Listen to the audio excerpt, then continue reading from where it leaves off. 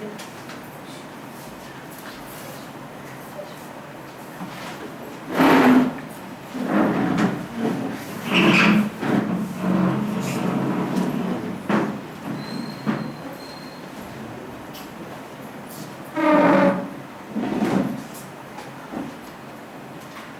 हम प्रार्थना करें।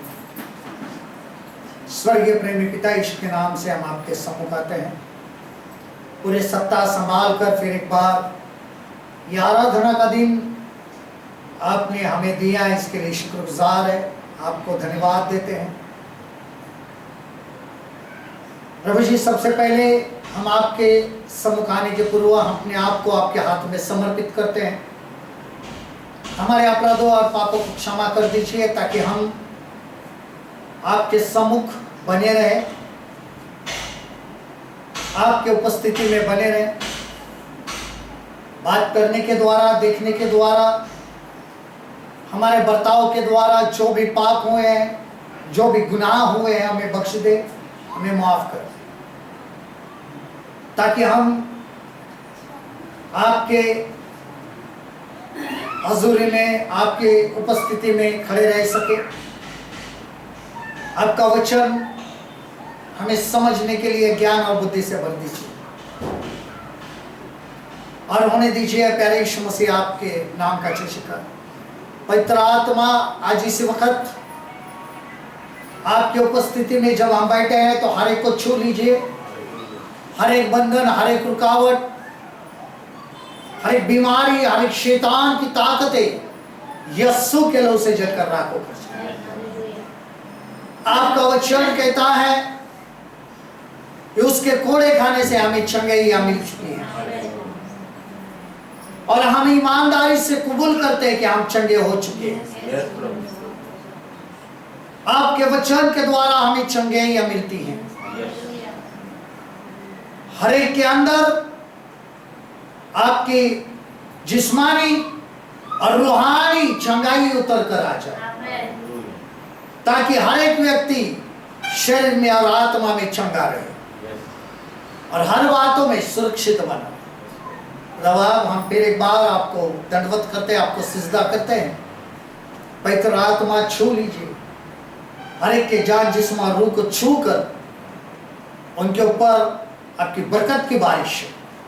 और प्रभु जी, आपने ऐसा फजल किया, ऐसा अनुग्रह किया, धन्यवाद। आगे का समय आपके हाथ में समर्पित करते हैं। परमेश्वर, यह प्रार्थना, यह दुआ हमारे जिंदा खुदावंदा यीशु के नाम से की और आपने सुन ली खुदा पाक इसके लिए। आमीन।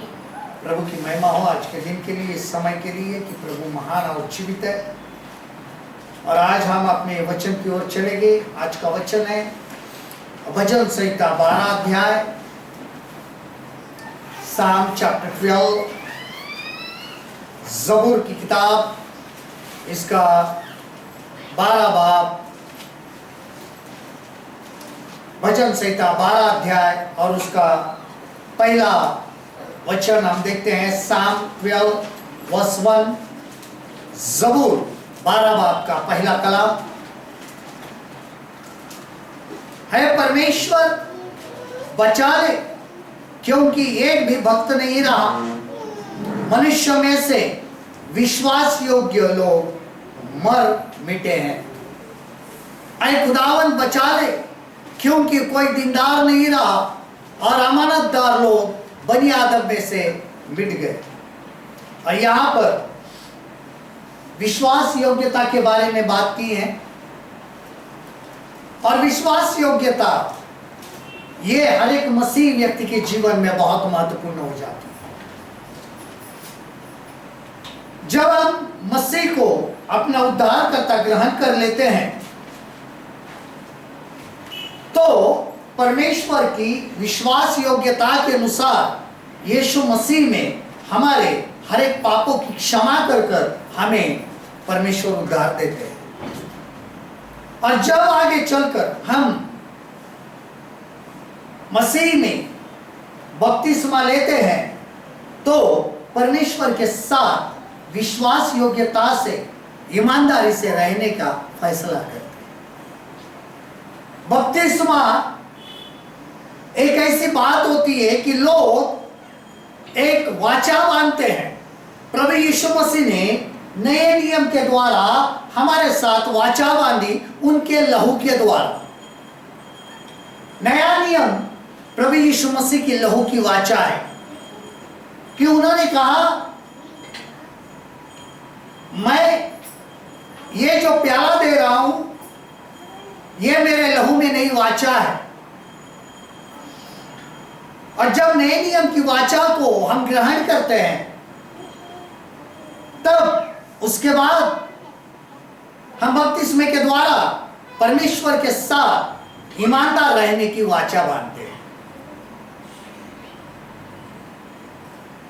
हम जब इस कलीसिया के नियम को देखते हैं कि आप प्रेरितों के काम 2 अध्याय 42 से 47 तक इन बातों को पढ़ सकते हैं कि वहां पर जो विश्वास योग्य लोग थे कि उन्होंने प्रचार को सुना और उन्होंने बपतिस्मा लिया, और बपतिस्मे के साथ में उन्होंने 2 बातों के साथ वाचा बांधी, एक यीशु मसीह के शरीर के साथ और एक खुद यीशु मसीह के साथ।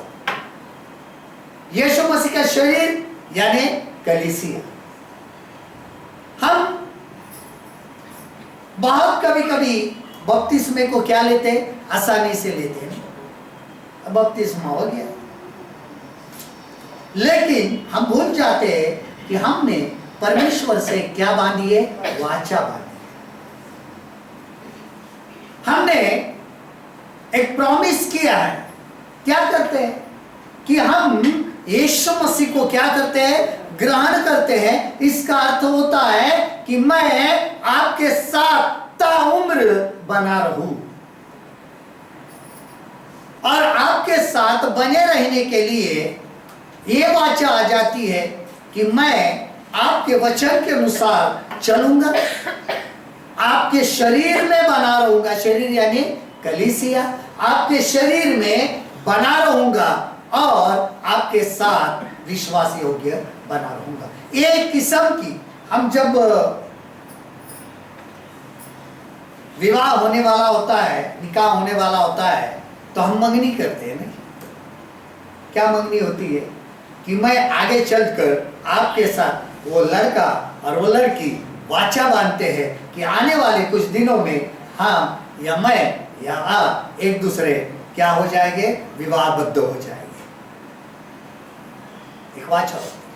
उसी प्रकार बपतिस्मे के द्वारा हम विश्वास से यीशु मसीह के साथ में वाचा बांधते हैं कि आपका आना होने तक, आपकी दुल्हन को ले जाने तक मैं आपके साथ ईमानदार रहूंगा।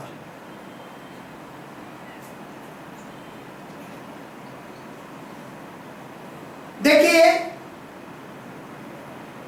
बाइबल के अंदर एक कहानी है एक स्त्री की, कि वहां पे लिखा है कि एक दिनार जो था, वो कॉइन जो थी, वो क्या हो गई, गुम गई।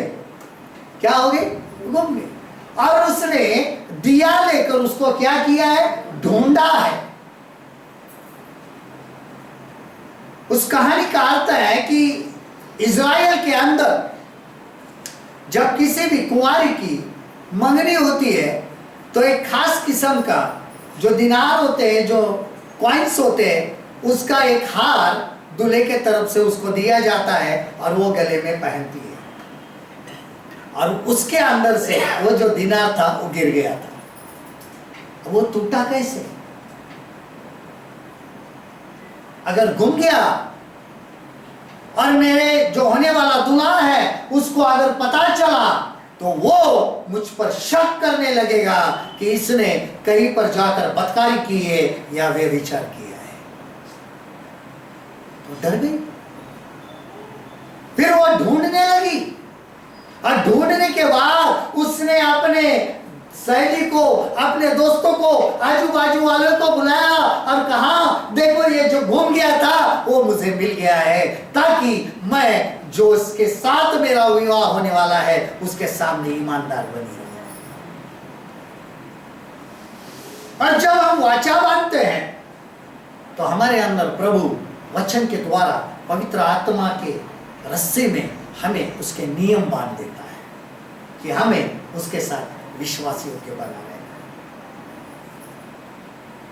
लेकिन यहां पर जो वचन कहा गया है कि ये जो लोग हैं, मनुष्य में से कोई विश्वास योग्य लोग मर मिटे हैं, हे परमेश्वर बचा ले, क्योंकि एक भी भक्त नहीं रहा है, कोई भी दीनदार नहीं है। परमेश्वर ने वचन में कहा, यीशु मसीह में, मुंह से तो ये मेरी आराधना करते हैं लेकिन दिल से मुझसे बहुत दूर है। कोई भी ईमानदार नहीं है, कोई भी विश्वासी नहीं। जब ये विश्वास योग्यता होती है, जब हम बपतिस्मा लेते हैं, तो सबसे पहले ये अधिकार हर एक मसीह परिवार में आ जाता है। जब मसीह परिवार में आ जाता है, तब सबसे पहले विश्वास का जो स्थान है, जो प्रमाण है, वो पति और पत्नी किसको देते हैं? जब उनके पास उनका जब कोई बच्चा होता है, तो विश्वास के द्वारा बचपन में उसका जब नामकरण होता है, तब उस बच्चे को वो समर्पित करते। पहला विश्वास का चिन्ह विश्वास योग्यता का, क्योंकि वहां पर भी उस बच्चे के विषय में माता और पिता वाचा बांधते हैं कि हम इस बच्चे की परवरिश आपके ही वचन में करेंगे। और यह फर्ज होता है माँ बाप का कि जैसे उन्होंने यीशु मसीह के साथ में वाचा बांधी थी बपतिस्मे के द्वारा, उसके बाद विवाह में एक दूसरे के द्वारा वाचा बांधी है, अब यह तीसरी वाचा है कि हम अपने बच्चों को आपके वचन के अनुसार चलाएंगे। बच्चों के पास ध्यान देंगे, उनका उठना बैठना परमेश्वर के वचन में हो, इसके पास हम ध्यान देंगे। लेकिन आजकल अगर हम देखेंगे तो यहां पर जो लिखा है कि कोई भी भक्त नहीं, यानी बच्चे से लेकर बड़े तक सब क्या हो गए? बिगड़ गए। इसका अर्थ क्या होता है कि जब विश्वास के बच्चे बड़े होने लगते हैं, कुछ एक समय में आ जाते हैं, एक जवानी में आ जाते हैं, तब क्यों बिगड़ते हैं? इसका कारण होता है कि पति और पत्नी, उसके पिता और माता विश्वास योग्यता से भटक गए। इसके लिए वो असर किनके ऊपर हो गया है? बच्चों के ऊपर हो गया। इसके लिए बच्चे भी क्या हुए हैं? भटक गए। परमेश्वर ने सुलेमान को कहा था, अगर तू तेरा बाप दाऊद के अनुसार मेरे वचनों पर चलेगा और उसके अनुसार रहेगा, तो मैं तेरी उम्र को बढ़ाऊंगा। आजकल हम देखते हैं जवानी में बच्चों को क्या हो रहा है? बुरी बुरी बीमारियां हो रही है। इसका कारण यही है कि वो परमेश्वर के साथ विश्वास योग्य नहीं है।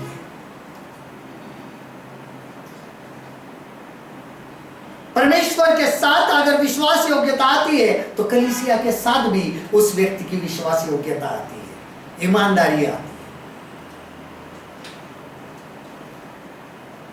सबसे पहले अगर हम देखते हैं भजन संहिता 78 का 78 वर्ष, भजन संहिता 78 का जबूर 78 बाब का 8 कलाम।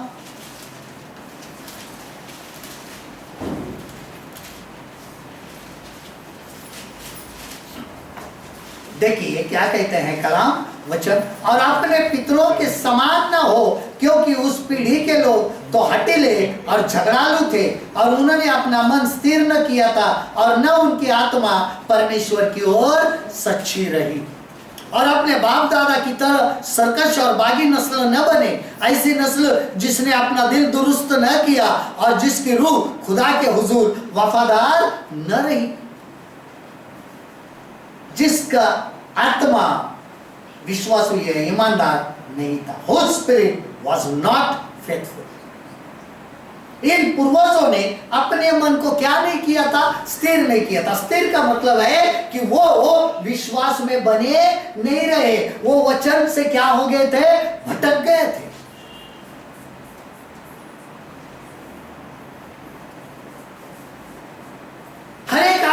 को जांच सकता है, क्या मैं मेरे परिवार में विश्वास योग्य हूं, क्या मैं कलीसिया में विश्वास योग्य हूं। अरे उसी के अनुसार हमें पता चलता है कि ये व्यक्ति, ये बच्चा परमेश्वर के साथ विश्वास योग्य है या नहीं है।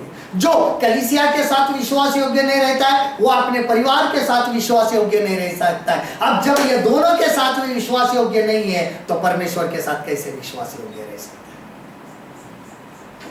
परमेश्वर के साथ विश्वास योग्यता का चिन्ह है कि वो व्यक्ति, वो परिवार आपस में क्या है, विश्वास योग्य है। और वो पूरा परिवार विश्वास योग्यता में चलते हुए परमेश्वर की कलीसिया के साथ में विश्वास योग्यता से रहते हैं, तो उससे पता चलता है कि ये परिवार, ये लोग, ये व्यक्ति परमेश्वर के साथ भी क्या है, ईमानदार है।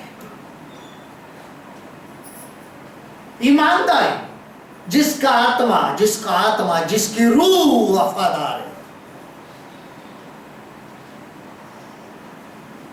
हमारे जीवन के अंदर ये जो बात है बहुत महत्वपूर्ण है कि जिसमें आत्मा विश्वासु नहीं था, इससे लोगों के समान आप मत बनो।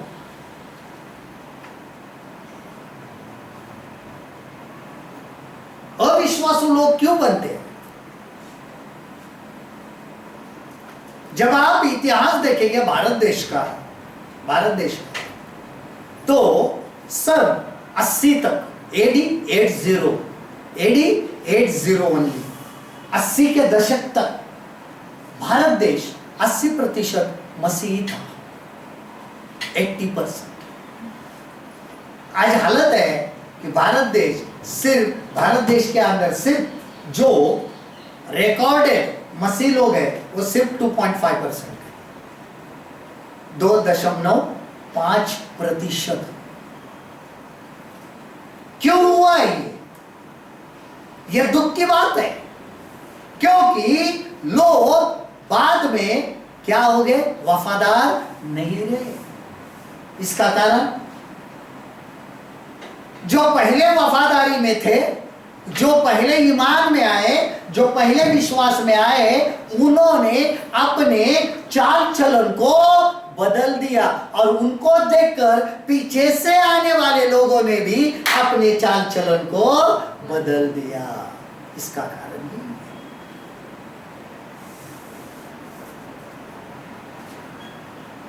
विश्वास योग्यता में रहने वाले। अब ये लोग क्यों बदल गए, तो वहां पे लिखा है कि तुम्हारे बाप दादा तो अपने पितरों के समान ना हो, उन्होंने जैसे और विश्वास को छोड़ दिया वैसे तुम मेरे विश्वास को।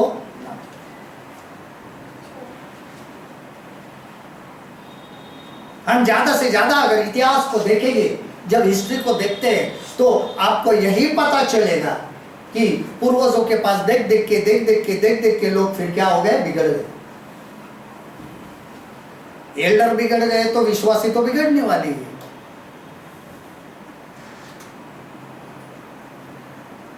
जब बुजुर्ग जो होते हैं, जो अधिकारी होते हैं, अगर वो कलीसिया के साथ ईमानदार नहीं रहेंगे तो विश्वासी नहीं रहेंगे। विश्वासी अगर यहां पर बिगड़ गए तो लाजमी है कि परिवार भी बिगड़ जाता है।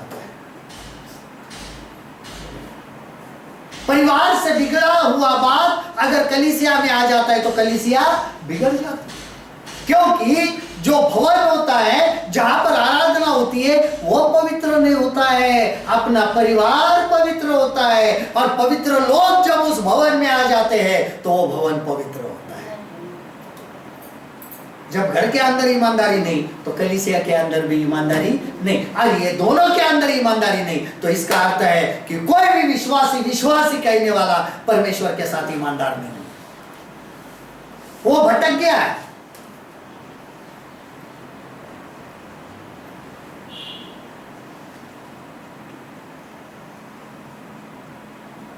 विश्वास योग्य मनुष्य जो होता है वो बातों को छिपाता है। क्या करता है? एक दूसरे के बुराई को क्या करता है? छिपाता है। देखिए नीति वचन 11 अध्याय का 13 पद, प्रोवर्ब चैप्टर 11 वर्स 13, नीति वचन 11 अध्याय का 13 पद, अमसाल 11 बाब का 13 पद, अमसाल 11 बाब का तेरा वध।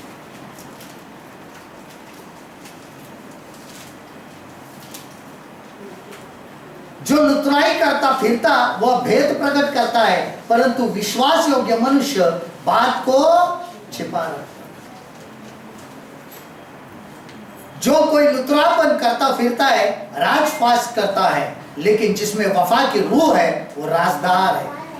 कि हम एक दूसरे के साथ में अपने कुछ राज करते हैं। विश्वासी व्यक्ति प्रार्थना के अंदर कुछ उसके जीवन के ऐसे राज होते हैं, एक दूसरे के पास बांटते हैं ताकि हम उसके लिए क्या करें, प्रार्थना करें। लेकिन कभी कभी दिखाई देता है कि कोई कोई लोग उसका क्या करते हैं, फायदा उठाते हैं और उसका क्या करते हैं, प्रचार करते हैं। यहां पर लिखा है जो लुतरापन है वो भेदों को, वो राज को क्या करता है, फाश करता है, प्रकट करता है, क्योंकि वो विश्वास योग्य नहीं। विश्वासी वो व्यक्ति होता है अगर किसी ने अपने कुछ राज किसी को बता दिए तो वो उसका दिल एक कब्र के जैसा होता है कि वो राज को अपने दिल के अंदर दफना देता है और वो कभी प्रकट नहीं करता है। ये छिपाना कोई इतना आसान नहीं होता है, वो दर्द अलग होता है, वो दर्द भी होता है, लेकिन उसके ऊपर विश्वास है। क्यों एक व्यक्ति अपने कुछ बातों को दूसरों को क्या करता है, बताता है? क्यों राज एक दूसरे को बांटते हैं? प्रार्थना करने के लिए कोई भी एक पर्सनल जब आ जाता है, भी मेरे लिए प्रार्थना करो, मेरा ऐसा ऐसा समस्या है, उसका हमें बाजार या व्यापार नहीं करना है। दूसरे शब्द में उसको ब्लैकमेल नहीं करना है। दूसरे शब्दों में बहुत सारे लोग करते हैं, ये विश्वास योग्य नहीं होता है। और मसीह एक व्यक्ति जो है हमेशा क्या बना रहता है, विश्वास योग्य। कि मसीह ने हमारे पापों को, हमने जो गुप्त पाप हमारे हैं जो प्रभु के पास कबूल किए, उसको छिपा के रखा है। उसने कहा है मैं तेरे पाप स्मरण नहीं करूंगा। हम दूसरों को उसके पाप सिर्फ याद नहीं दिलाते हैं, कुरेद कुरेद कर निकालते हैं। हो गया खत्म हो गया। लेकिन उस व्यक्ति को भी ये रहना चाहिए कि मैं परमेश्वर के साथ भी क्या रहूं, विश्वास।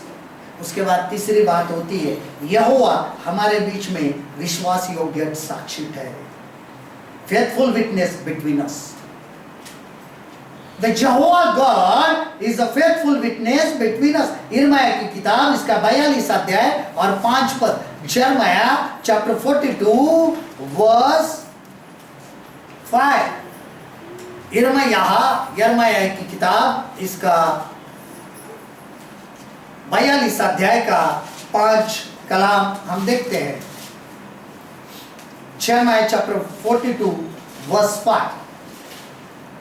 परमेश्वर जो आकाश का सृजन और तानने वाला है, जो उपज सहित पृथ्वी का फैलाने वाला और उस पर के लोगों को सांस और उस पर के चलने वालों को आत्मा देने वाला यहोवा है, वह यो कहता है, मुझ यहोवा ने तुझको धर्म से बुला लिया है, मेरा हाथ थाम कर तेरी रक्षा करूंगा, मैं तुझे प्रजा के लिए वाचा और जातियों के लिए प्रकाश ठहराऊंगा। जब हम इस बात को कहते हैं, सुनते हैं, तो यहाँ पर परमेश्वर हमारे बीच में क्या है, विश्वास योग्य साक्षी है, गवाह है। गवाह हमारे बीच में कौन है? उन्होंने यिर्मयाह से कहा, जो कुछ खुदावंद तेरा खुदा तेरी मारिफत हमसे फरमाता है, अगर हम उस पर अमल न करें तो खुदावंद हमारे खिलाफ सच्चा और वफादार गवाह हो।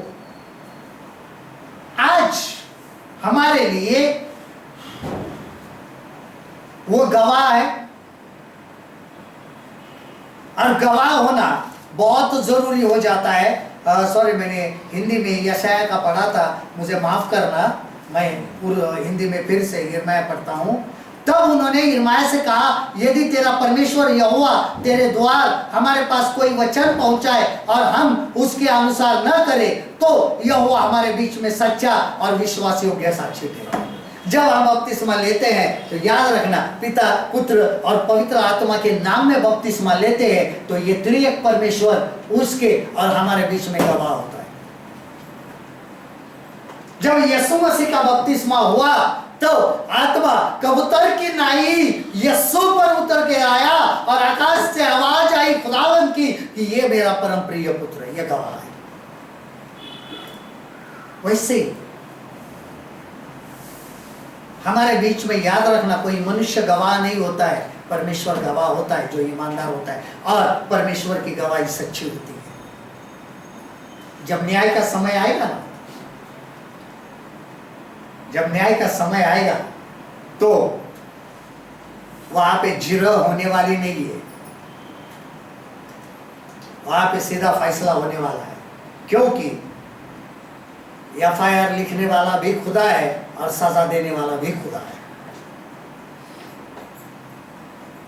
हमारे खिलाफ जो भी गुनाह है वो लिखने वाला खुदा है और उसका न्याय करने वाला भी खुदा है। वहां पे जिरह नहीं होगी, वहां पे नहीं। हमारे लिए जिरह करने वाला आज जो है यीशु मसीह हमारे द्वारा वकालत करता है कि इसने गुनाहगार था, इसने मुझे कबूल किया और इसने विश्वास रखा कि यही खुदा है और इसने मुझे परिधान किया, बपतिस्मा लिया और ये ईमानदार रहा और ये ईमानदारी से यहाँ तक आया है। आखिरी गवाह वकील। अगर वो गवाही नहीं देता है, वो खुद लिखता है कि यह गुनाहगार है, तो हमारे लिए कोई तीसरा वकील नहीं है। हमारे लिए गवाह विश्वास योग्य यहोवा है। हम भले लोगों को दिखाने के लिए हालेलुया प्रेज़ द लॉर्ड करें कि कितने हम विश्वास योग्य है, खुदा जानते हैं। क्या हम अपने घर में ईमानदार हैं? क्या हम अपने कलीसिया में ईमानदार हैं? क्या हम अपने काम में ईमानदार हैं? क्या हम अपने रोजी रोटी में ईमानदार हैं? क्या हम सुसमाचार सुनाने में ईमानदार हैं? यह सब जो लिखावट होती है, यह जो सब हिसाब है, हर रोज लिखा जाता है। अगर हम मसीह है तो मसीहों का हिसाब रोज लिखा जाता है। जब हम बपतिस्मा लेते हैं तो हमारा अकाउंट खुल जाता है स्वर्ग में। उसके पहले जो कुछ भी रहता है, कितनी भी अच्छाई करो, वो सब बुराई में गिनी जाती है। लेकिन जब आप बपतिस्मा लेते हैं तो वहां पे दो फर्क होते हैं, अच्छाई है और बुराई है। हमारा जब अकाउंट खुल जाता है तो हमें यह नहीं लगना चाहिए कि हमने बपतिस्मा लिया, अब हमें पाप करने का छुटकारा है, तो यहां से तो पाप की गिनती शुरू हो जाती है। तो हमें कितना ईमानदार रहना पड़ेगा। और यही होता है कि यहोवा हमारे बीच में क्या होता है, विश्वास योग्य साक्षी होता है, गवाह होता है। उसके बाद विश्वास योग्य परमेश्वर की ओर चंचल बने रहते, the Holi one who is faithful, विश्वास योग्य। देखिए होशे की किताब 11 अध्याय का 12 पद, होशे चैप्टर 11 वर्स 12, होशे नबी की किताब इसका 11 बाब का 12 कलाम, होशे की किताब इसका 11 अध्याय का 12 पद हम देखते हैं। होशे चैप्टर 11 वर्स 12, एप्रैम ने मिथ्या से और इजराइल के घराने ने छल से मुझे घेरा है, और यहूदा अब तक पवित्र और विश्वास योग्य परमेश्वर की ओर चंचल बना रहता है। उर्दू में पढ़ता हूं, वो मिस्र से परिंदे की तरह और असुर के इफ्राइम ने दरोगोई से और इजराइल के घराने ने मक्कारी से मुझको घेरा है, लेकिन यहूदा अब तक खुदा के साथ, हाँ, उस कुद्दूस वफादार के साथ हुक्मरान है। यहां पर विश्वास योग्य जो होता है वो परमेश्वर की ओर एक चंचल की तरह बना रहता है। उसका पूरा ईमान किस पर होता है? परमेश्वर। उसके जीवन में जो